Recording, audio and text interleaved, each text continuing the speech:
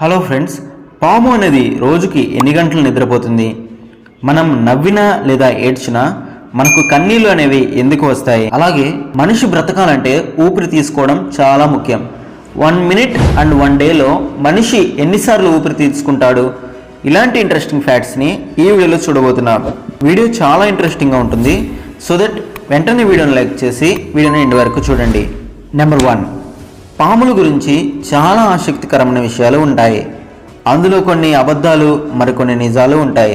అయితే కొంతమంది వ్యక్తులు పాముల గురించిన కొన్ని అవాస్తవాలను వాస్తవాలని నమ్ముతూ ఉంటారు. పాము కాటుతో చనిపోయే వారి సంఖ్య ఎక్కువగానే ఉంటుంది. ఆ కారణం చేతనే చాలామంది పాములను ద్వేషిస్తారు. అయితే పాము విషపూరితమైనవా లేక విషపూరితం కానివా అనే సంగతి పక్కన పెడితే పాము కాటుతోనే చనిపోయాడనే అపోహ ఎక్కువగా ఉంటుంది. అయితే పాము కాటు వేసిన వెంటనే చికిత్స చేస్తేనే ప్రమాదం తగ్గుతుంది. పాముకు వెన్నెముక లేదని చాలామంది అనుకుంటారు. ఈ ఆలోచన కూడా పూర్తిగా తప్పు. ఆసక్తికరమైన విషయం ఏమిటి అంటే పాము నాలుక 2గా చీలి ఉన్నట్లుగా కనిపిస్తూ ఉంటుంది. దీనికి కారణం పాములకు చెవులు ఉండవు కాబట్టి ఆహారం ప్రాణరక్షణతో పాటు వాసన పీల్చుకోవడం కూడా పాముల నాలుక సహాయంతోనే చేస్తాయి. 1 లేదా అంతకంటే ఎక్కువ అస్థిర రసాయనాల కలయిక పాము నాలుక. పాము తన నాలుక ద్వారానే వాసనను అర్థం చేసుకోగలుగుతుంది. ఈ ప్రక్రియను సైన్స్ భాషలో ట్రోపోటాక్సిక్స్ అంటారు. పాముకి కంటి చూపు అంత బాగా ఉండదు కాబట్టే తన వాతావరణాన్ని తనిఖీ చేయడానికి, దాని వేటను కొనసాగించడానికి, ప్రమాదాన్ని అర్థం చేసుకోవడానికి దాని నాలుకపై ఆధారపడి పదే పదే తన నోటి నుంచి నాలుకను బయటకు తీస్తుంది. సరీసృపాలు పరిస్థితిని గుర్తించడానికి దాని పరిసరాల నుంచి దాని మెదడుకు రసాయనిక సంకేతాలు పంపుతాయి. అసలు పాము రోజుకి ఎంతసేపు నిద్రపోతుందో ఇప్పుడు తెలుసుకుందాం.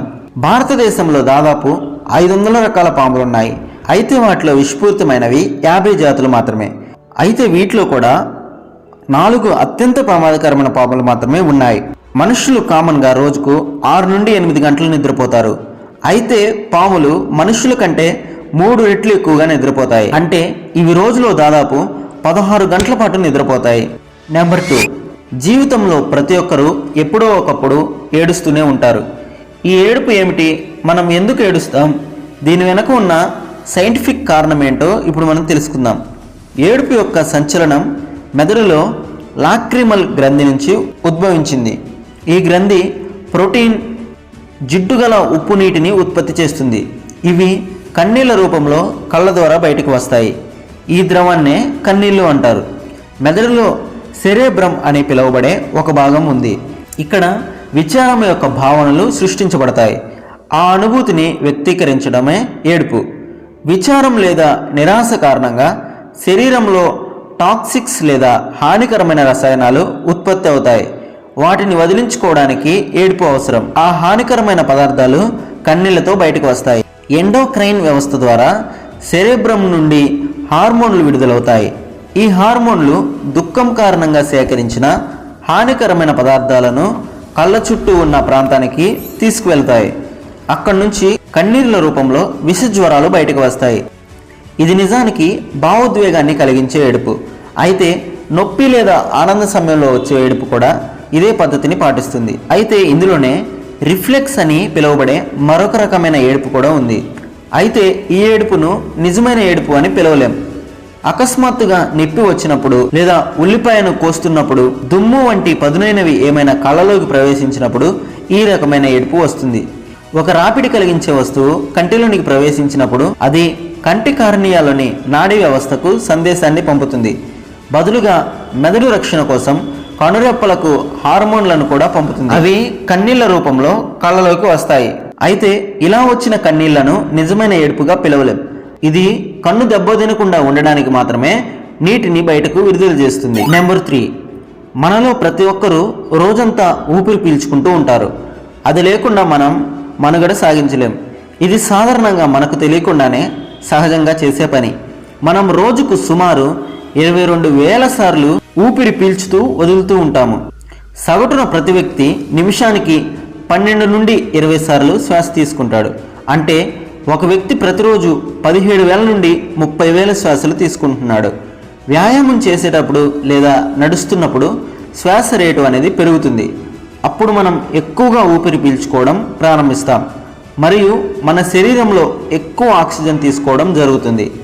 అయితే దీన్ని మనం లెక్కించవచ్చు కూడా. దీనికోసం 1 నిమిషం సమయం పెట్టుకొని 1 నిమిషంలో మనం ఎన్నిసార్లు శ్వాస తీసుకుంటున్నామో లెక్కించుకోవచ్చు. మనం శ్వాస తీసుకోవడం వల్ల శరీరం మొత్తం ప్రభావితమవుతుంది. శ్వాస ప్రక్రియలో ఊపిరితిత్తులు గాలిని తీసుకుంటాయి. మన ఊపిరితిత్తులు ఎంత వేగంగా గాలిని ఆకర్షిస్తాయో మన మెదడు నియంత్రిస్తుంది. మనం వ్యాయామం చేసేటప్పుడు లేదా ఆడినప్పుడు మన మెదడు ఊపిరితిత్తులు వేగంగా పనిచేయమని చెప్తుంది.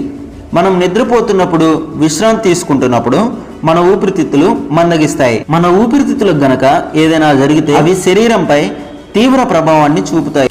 ఊపిరితిత్తులు 2 భాగాలుగా ఉంటాయి. 2 భాగాల ఊపిరితిత్తులు సరిగ్గా ఒకేలా ఉండవు.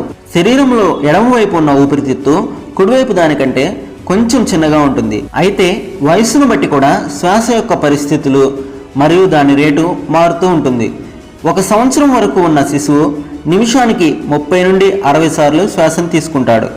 1 నుండి 2 సంవత్సరాల వయసు ఉన్న పిల్లలు 24 నుండి 40 శ్వాసలు తీసుకుంటారు. 3 నుండి 5 సంవత్సరాల వయసు ఉన్న పిల్లలు ప్రతి నిమిషానికి 22 నుండి 34 సార్లు శ్వాస తీసుకుంటారు. 6 నుండి 12 సంవత్సరాలు ఉన్న పిల్లలు నిమిషానికి 18 నుండి 30 సార్లు శ్వాస తీసుకుంటారు. ఈ విధంగా మనం ప్రతిరోజు శ్వాస తీసుకుంటూ ఉంటాం. ఈ వీడియోలో ఇంతే. వీడియో ఏ విధంగా అనిపించిందో కింద కామెంట్ సెక్షన్లో తెలియజేయండి. ఇలాంటి వీడియోస్ మరెన్నో కావాలంటే ఛానల్ని సబ్స్క్రైబ్ చేసుకొని మీ సపోర్ట్ అనేది తెలియజేయండి. Thanks for watching.